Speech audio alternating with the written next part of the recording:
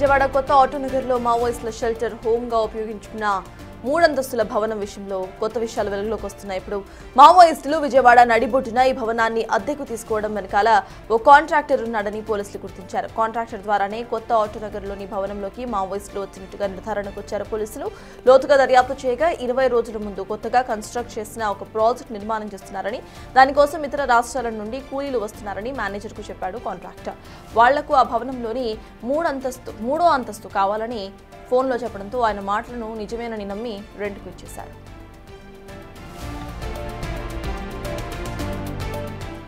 ఇప్పుడు ఆ కాంట్రాక్టర్ ఎవరు, మావోయిస్టులకు ఆయనకు ఉన్న ఆ సంబంధాలు ఏంటో ఎంక్వైరీ చేస్తున్నారు పోలీసులు.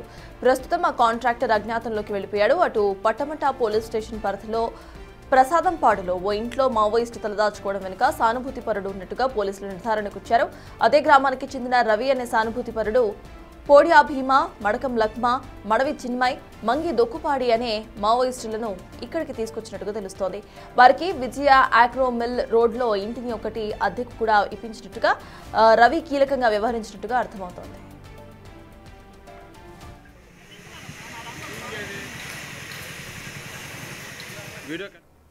ఇప్పటికే ఇదే అంశంపై పూర్తి డీటెయిల్స్ మా ప్రతినిధి శివ అందిస్తారు. శివ, చెప్పండి, ఒక సానుభూతి పరుడు అట్ ద సేమ్ టైం ఒక కాంట్రాక్టర్ సైతం ఇక్కడ హెల్ప్ చేసినట్టుగా తెలుస్తోంది మావోయిస్టులకు. వాళ్ళకు సంబంధించిన డీటెయిల్స్ ఏంటి?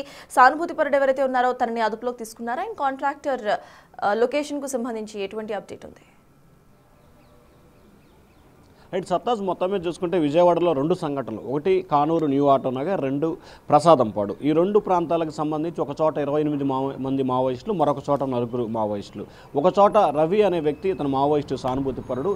ఇతను 4 మావోయిస్టులకి విజయదానికి సంబంధించిన క్లినిక్ సంబంధించి కూడా ఒక అపార్ట్మెంట్లో అద్దెకిప్పించాడు. దీనికి సంబంధించి గతంలో కూడా ఆయనకు మావోయిస్టులతో సత్సంబంధాలు ఉన్నట్లు పోలీసులు గుర్తించారు. ఈ 4 ఎప్పుడైతే అదుపులో తీసుకున్నారో, అదుపులో తీసుకున్న తర్వాత రవి అనే వ్యక్తి పరారులో ఉన్నారు. అతని కోసం గాలింపు చర్యలు కొనసాగుతున్నాయి.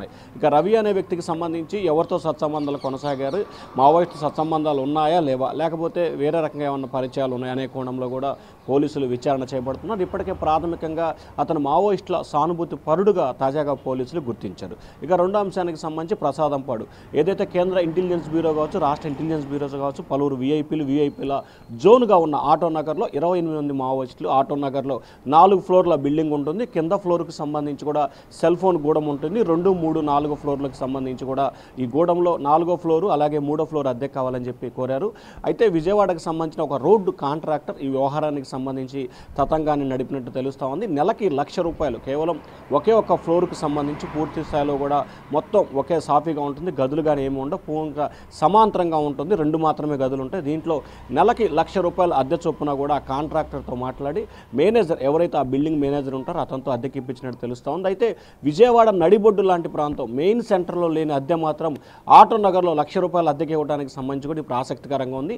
ఇది ముందే తెలిసి బిల్డింగ్ యజమానికి కానీ మేనేజర్కి కానీ ముందే తెలిసే చేశారా? ఎందుకంటే ₹1,00,000 అద్దె ఒక గోడానికి సంబంధించి అనేది విజయవాడ ప్రధానమైన ఏరియాల్లో కూడా లేదు. కానీ అటువంటిది శివారు ప్రాంతంలో ₹1,00,000 అద్దె అయినసరికి ఒక్కసారిగా పోలీసులు కూడా అనుమానం వ్యక్తం చేస్తూ ఉన్నారు.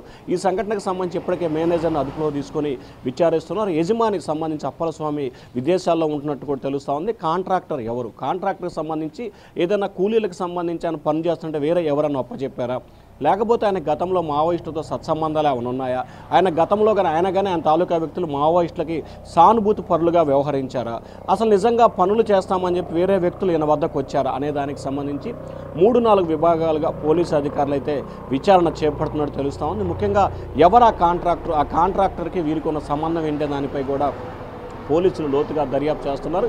ఇప్పటికే ప్రతిరోజు కూడా ఒక కారులో వారికి భోజనం వస్తున్నట్లు కూడా గుర్తించిన పోలీసులు తాజాగా ఈ కాంట్రాక్టర్ అంశం వెలుగులో రావడంతో కూడా మొత్తం మీద చూసుకుంటే ఎవరో ఈ ప్రాంతానికి సంబంధించిన వ్యక్తులే వీరు వెనక ఉన్నట్లు కూడా ప్రాథమిక అవగాహన రావడం జరిగింది. ఎవరు ఆ వ్యక్తులు, ఆ కాంట్రాక్టర్ ఎవరు, ఆయన ఉన్నకున్న వ్యక్తులు ఎవరు అనే కోణంలో కూడా పోలీసులు లోతుగా దర్యాప్తు చేస్తున్నారు. అయితే రోజులు గడిచే కొద్ది ఈ అంశానికి సంబంధించి ఒక్కొక్క రోజు ఒక్కొక్క అంశం వెలుగులోకి వస్తున్న పరిస్థితి అయితే కనిపిస్తూ ఉంది. ఇవాళ రేపట్లోనే కాంట్రాక్టర్ కావచ్చు, అలాగే ప్రసాదంపాడుకు సంబంధించిన రవిని కూడా పోలీసులు అదుపులో తీసుకొని విచారణ చేపట్టే అవకాశాలు కనిపిస్తూ ఉన్నాయి. సత్తాస్. Thank you Shiva.